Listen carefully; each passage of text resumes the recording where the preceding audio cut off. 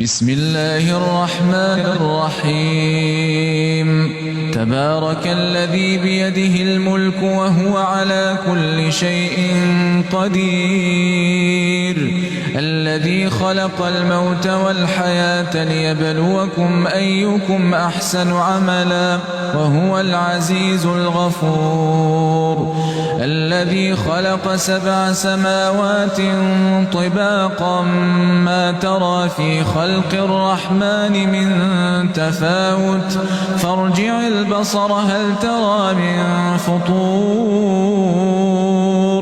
ثم ارجع البصر كرتين ينقلب إليك البصر خاسئا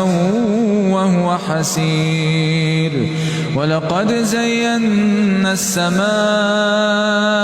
الدنيا بمصابيح وجعلناها رجوما للشياطين